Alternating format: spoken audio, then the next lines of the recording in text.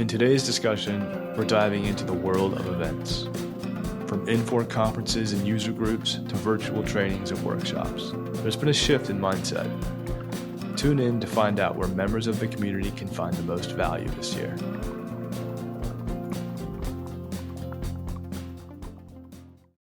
This is RPI Tech Connect, and I'm your host, Chris Harry.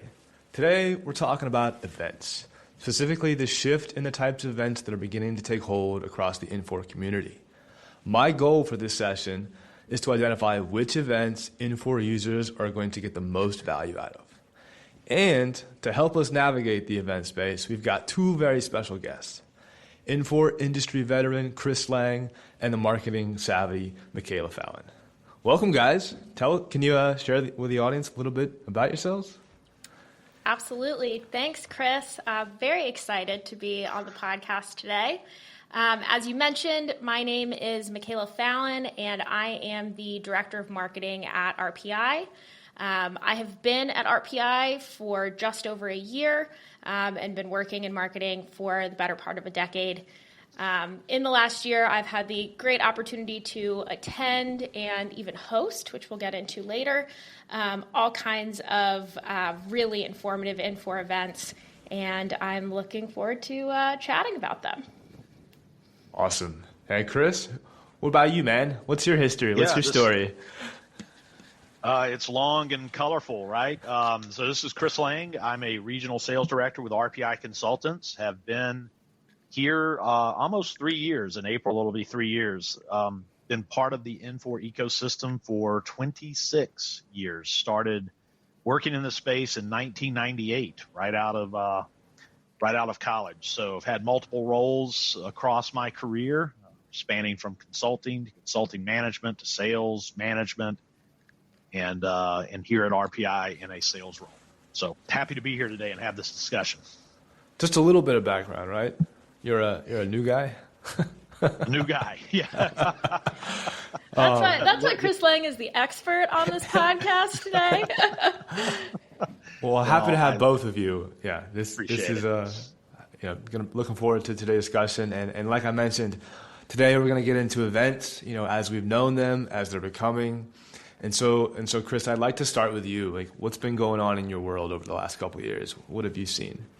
Yeah, I mean, obviously, events have taken on a whole new meaning and approach. We had this thing called the pandemic that really just sort of shut down any kind of, personal interaction or in-person meetings for some time.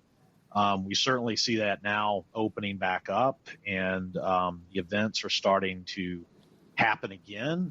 And I think over the past couple of years, what I've been seeing is that the attendance is steadily rising as well. So I think folks are excited to get out and to get with their peers or counterparts or partners, at various events and exchange ideas and collaborate and talk about things that they can do to make their business operations better. So we're seeing things come back to life, so to speak, I would say.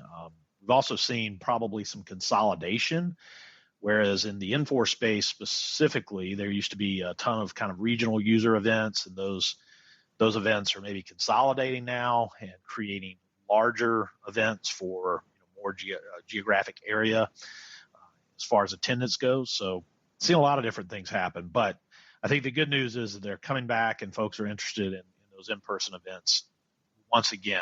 And we're seeing the attendance numbers rise, which is good. Yeah, I totally agree, Chris, that the return to events has maybe been a little bit slower than the, quote unquote, return to regular life elsewhere. But I think people are really starting to see the value of that in-person interaction again, and what they're missing if they haven't really returned to those in-person spaces. And it's been exciting to see that steady increase over time. And again, we'll echo what you said about kind of the consolidation of some of these events. It has shaken up the whole landscape. Things are kind of resorting themselves out. And I think people are looking for a lot of bang for their buck when they're going to an event. I think the threshold for getting someone in person is probably a little bit higher now, and so people are really looking for a lot of value when they attend an event. So, these user groups and these new mega user groups, I think, are providing a ton of value to visitors. I think another event that we've seen post-pandemic that is really providing a ton of value to the community is Infor Connect. Everything I heard about that event from both our team and from customers last year was that it was a really stellar place for the community to gather. Yeah, I agree, Michaela. Infor Connect was super valuable, and I think we're going to see more events like this going forward. So for sure, I agree with you there. Yeah, so Infor Connect is last year was the first time we saw that, right? I think that was the first time Infor had rolled that out. Do you think in a way that it kind of replaced what Inforum was? Or what do you think there? I don't think it replaced what Inforum was. I think it was super valuable to have, partners and customers and folks from Infor at the same event. Nothing replaces kind of in-person interaction and collaboration. And I think it was good for, our customers to be in a setting again where they had, these informational sessions that were, extremely valuable and applicable to their scenarios. It's always good networking, whether it be with our customers here at RPI or other partners, so to speak. There's a ton of value in collaborating and talking with other partners about what's going on in the ecosystem, trends that we see that we need to pay attention to, and then project experiences as well. I mean, it's we are kind of one big family, if you will, and we're all in this to support the Infor customer base and Infor. So, was it the same kind of experience that Inforum is? No, but maybe we'll talk a little bit later about the possibility of Inforum coming back. I know that is a very popular event, and hopefully one day it will come back.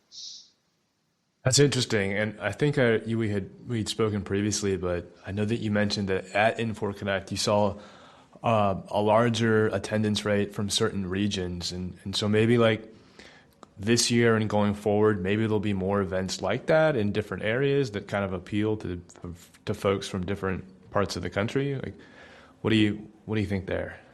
Yeah, I definitely think that there has to be kind of a regional focus. Infor Connect, if I'm not mistaken, last year was held in St. Paul, where the Infor offices are there, and we did get a lot of attendees from that particular area in the Midwest.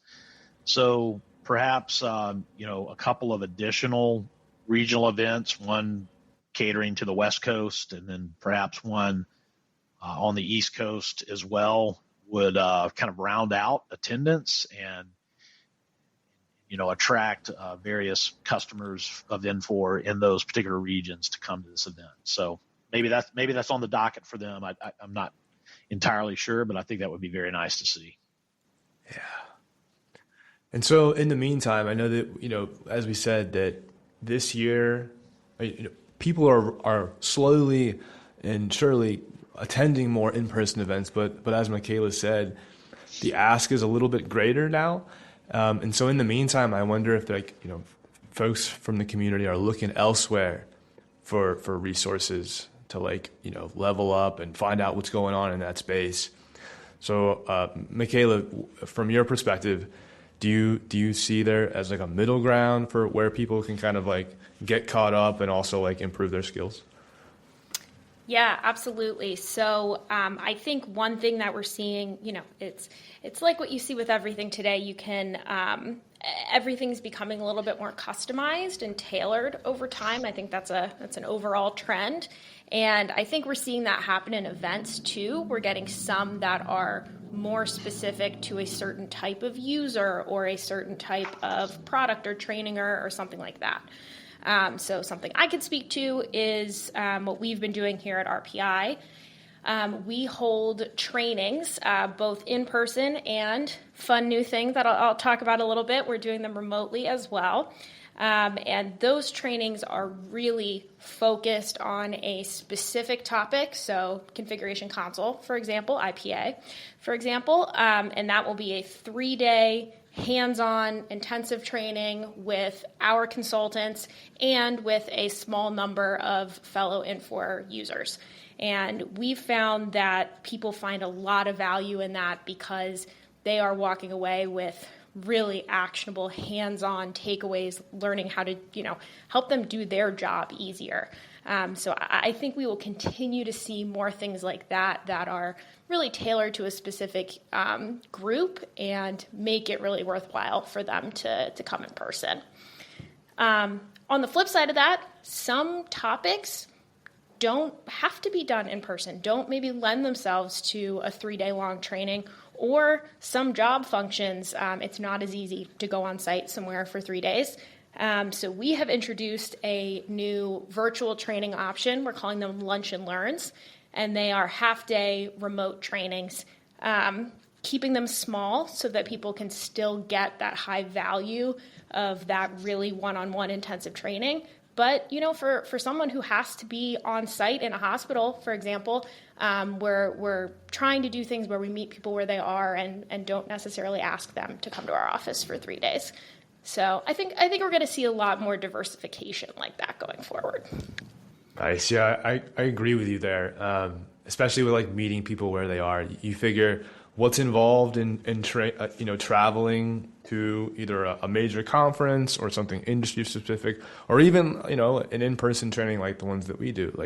There's a lot involved in that process, whereas attending something virtually is just usually one-time payment and some instructions on how to attend, and then you're good. You're not having to, not nearly as many resources are involved with getting approval for something like that. Yeah, and I think too, if you look at Chris, you mentioned the bigger conferences, which, pretty much in our space, and given the markets that we're working with at Infor, being an Infor partner, I mean, you've got HIMSS, which is the big, healthcare technology conference that happens every year. You've also got GFOA. You look at our customers, a lot of healthcare, a lot of government customers that we have, as well as Infor. But you've got GFOA and then ICMA. So these are all larger conferences that really have spokes to smaller regional groups. And we've been finding a lot of value in those conferences as well. So you've got the big annual conferences that these organizations hold. And then, for GFOA, as an example, you'll have a North Carolina GFOA or a Virginia GFOA. So in the past year or so, we've been finding that these regional conferences that are offshoots of these larger events are also very valuable. They're smaller, they're more intimate, if you will, in terms of interactions with the attendees, a lot of opportunity to share ideas and thoughts and tell stories about what's going on in the market, not only in the software business, but for each of these industries. What are the challenges and advantages of healthcare customers or government agencies that we work with? So yeah, I think those are really valuable as well.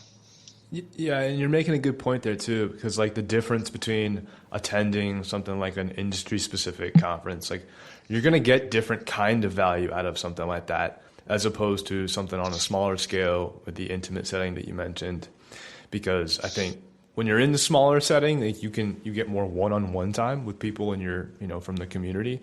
But on the other side of it, at the bigger events, you're kind of getting caught up on emerging trends and maybe where the product is going and things to expect, on the product roadmap that you may not have known otherwise. So it's interesting, and I agree with you that as much as beneficial as the virtual trainings are, is sometimes there's no substitute for getting people in the same room at the same time talking about what's important to them.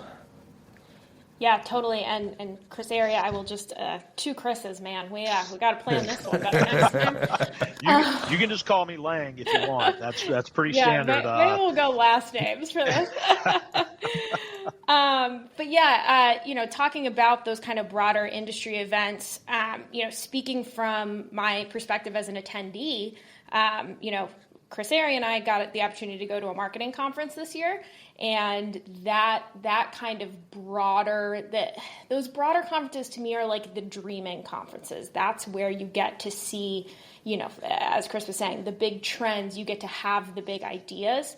Whereas I think the more intimate settings sometimes allow you to get into the nitty-gritty and specifics in a more accessible way.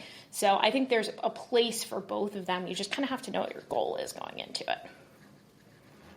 Yeah, and I would say too, Michaela, kind of a thought I just had. If I look at it, I've attended hundreds, I'm guessing at this point, hundreds of events that are either related to software or an industry. And obviously it's valuable to be able to talk to people there and to develop relationships and network. But kind of to your point, I always find myself personally exploring the different exhibits. I don't know. I don't want to use all the marketing and conference cliches here, but to meet other partners or vendors or companies that are at these events, to get an understanding of what they do, and kind of to your point, how it all sort of fits into an industry's direction. And it's always enriching for me to learn more about what technology exists or what services exist or various types of companies and organizations that attend these events as exhibitors as well, what they do and what they bring to the market. It's always evolving, as you can imagine. When I went to a conference 20 years ago, it's a little bit different today in terms of technology and capability and to your point, ideas and dreams about what solutions could be applied for our customers. So it's very interesting to me to soak all that in. Yeah, absolutely. And a big important piece of this that we're missing is when you go to these big conferences, the booths are amazing and you get cool free swag. And that's an important part of the whole experience. Well, and you could get your swag and probably snare a cocktail at the next booth, and very true. Play a round of darts at so it's almost like going to a circus. Some of these shows, tons of entertainment and plenty of free gifts to go around. I agree. Yep. No, and it's true. And it's fun. I mean, the big conferences are fun. I think, not to pat ourselves on the back too hard, but I think when we bring people into our RPI office, we take them out to a baseball game or take them axe throwing. That I think there's maybe an unsung part of this, which is it's good bonding with your team and with other people in the industry. That's a big part of a lot of these. You gotta like the people you gotta like the people you work with, and what better way to do that than to do something that's maybe not totally related to work, right? 100%. 100%. And I think that to kind of cap off maybe one of these days we'll stop referring to the pandemic as that era of time that was very challenging for everybody, I'm sure. But what's most exciting to me now, going to events, is seeing people that I haven't seen in perhaps years, due to these gatherings being kind of canceled or put by the wayside or shifted to virtual. So being able to link up and connect with folks that I've known all my career. Obviously, many of us have taken varied paths along our career journey, but still doesn't change the fact that I've got long-term relationships with a lot of people in this industry. I've got a lot of friends in this industry, and it's always good to reconnect with them in person for at events like this, and that's a highlight for me as well, to keep those relationships up and going. Yeah, I have to call out that sentiment. There really is no substitute for getting together in person with people and catching up and talking about what's going on in your world and kind of new developments at work, and then it's just Yeah, I agree with you 100%. It's, and you mentioned something too, like at one point we'll get away from like referring to COVID as like this time where it was like, well, this happened. And I've heard people even coin the term like it's BC now, like it's before COVID and after COVID. Like that has adopted new meaning since it was so like traumatic. But like it's true, it really has changed the way that people interact and the way that they like to consume content, whether, and so it's an interesting landscape right now. And ultimately, I think people need to set out what they want to achieve and what they want to take out of these events before deciding to attend them. Like Michaela had mentioned earlier, what's the goal? And depending on what that goal is, you're going to get different outcomes, or different events are going to lend themselves to different outcomes. And you need to know that going forward. Totally agree. Yeah. Well, I appreciate you guys sharing your perspective with us. We're getting close to time, but before we wrap up, I'd like to ask you each this final question. It's the $1 million question. And if you could offer today's audience one piece of advice regarding events in 2024, what would it be? Michaela, if we could start with you. Sure. Well, Chris, you really stepped on mine there, but sorry. No, it's good. It's good. But no, I will reiterate what you said, that I think going into any event with a goal and an intention is always going to make it more valuable for you and your team. So as we talked about, if that's a dreaming and thinking big exercise, then there's one type of event for that. If it's a training and learning how to do things exercise, there's another type of event for that. Or if it's a networking and finding people in your industry, there's another type of event for that. So I think that's really the overarching strategy, is people are looking, planning their schedules and managing their budgets for the year. I think that's how they should go into it. Nice. And Chris, what do you think, man? What can we give the Infor community today? Yeah, well, we certainly can give a lot to the Infor community, but I would say, challenge yourself to go to an event and, have the parts and pieces of that event represent value for you. But I think, a lot of it might be just stepping off a ledge at this point and saying, I do want to go attend something in person. I know I'm going to get a lot out of it. The experience is going to be great. And then I would also say too, from an Infor community perspective, your voice is valuable. So encourage Infor to do more. Your voice as the customer, or as a partner, or as a part of the ecosystem, just in general, should be heard, and we know that Infor will be listening. So encourage Infor. Hey, we want more of these types of activities. They're extremely valuable. Someone always usually leave with great takeaways to these conferences and events. So encourage them to do more, and I believe they will listen and act.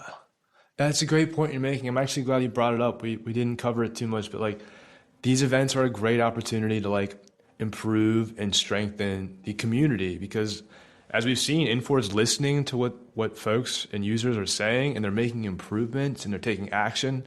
So even beyond your own personal goals and what it is that you want to do to improve your skills or network, this is an opportunity to make the product and the community stronger. Feedback is huge. So I so appreciate you saying that. I'm glad you did. And so you bet. Yeah, dude. And for those listening in today, thank you for your time. Appreciate you hanging out with us. This is, we're doing this every other week. So if you have a question about today's episode, or want to hear us talk about something that maybe you'd be interested in hearing, we invite you to reach out to us. You can do so at podcast@rpic.com. Again, that's podcast@rpic.com. Until next time, guys. Thanks, Chris. Thanks, Michaela. Always good being with you guys. Thank you so much. Bye, guys. Take care. Alrighty. Bye.